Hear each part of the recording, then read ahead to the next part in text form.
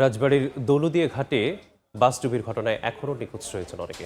তৃতীয় দিনের মতো নদীতে উদ্ধার অভিযান চালাচ্ছে ফায়ার সার্ভিস। এ নিয়ে বিস্তারিত জানাতে এই মুহূর্তে সেখানে আছেন রিপোর্টার আশিকুর রহমান। সরাসরি যুক্ত হব তার সাথে। আশিক, দৌলতদিয়ার ৩ নম্বর ফেরিঘাটে এই বাস ডুবির ঘটনার ৪০ ঘন্টা পেরিয়ে গেছে। ফায়ার সার্ভিস এবং নৌবাহিনী, কোস্টগার্ডের মোট ৩টি ডুবুরি দল এখানে এসে সকাল ৮:৩০ থেকে কাজ শুরু করেছে। তারা মনে করছেন যেহেতু ৪০ ঘন্টা পেরিয়ে গেছে সেহেতু এখনও পর্যন্ত এখানে কোনো মরদেহ আর নেই, সে কারণে তারা স্পিডবোট নিয়ে নদীতে অভিযান চালাচ্ছে। দফায় দফায় আমরা দেখেছি তারা এই যে কিছুক্ষণ আগেই নদীতে স্পিডবোট নিয়ে কয়েকটি দলে বিভক্ত হয়ে তারা অভিযান চালাচ্ছে, অর্থাৎ তারা দেখছেন যে ভাসমান কোনো লাশ নদীতে আছে কিনা।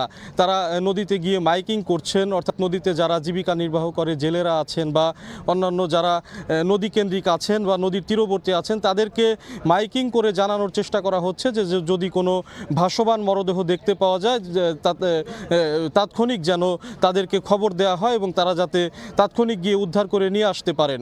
আমরা যতদূর জেনেছি এখনও পর্যন্ত এই ঘটনায় ২৬টি মরদেহ উদ্ধার করা হয়েছে এবং ২৬টি মরদেহই যার যার পরিবারের কাছে হস্তান্তর করা হয়েছে। ২৬টি মরদেহের মধ্যে রাজবাড়ী জেলার ১৮ জন, কুষ্টিয়া জেলার ৪ জন, ঝিনাইদহের ১ জন, গোপালগঞ্জের ১ জন, দিনাজপুরের 1 জন এবং সাভারের আশুলিয়ার 1 জন বাসিন্দা রয়েছেন।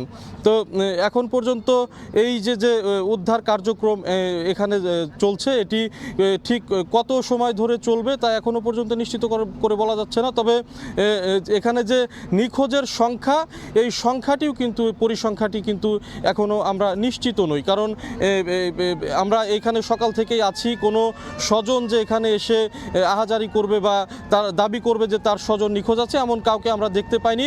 ফায়ার সার্ভিস যেটি বলছে, একজন নারী মুক্তা নাম, রাজবাড়ীর বালিয়াকান্দি, শুধুমাত্র তিনি জানিয়েছেন তার ভাই রিপন সে নিখোঁজ থাকতে পারে এবং সেই রিপন নিখোঁজের মূলত একটি ভিত্তি, সেই ভিত্তি নিয়েই এখানে এই অভিযানটি পরিচালনা করা হচ্ছে। বাদবাকি কোনো মরদেহ যদি থেকে থাকে তাহলে সেগুলো উদ্ধার করা হবে।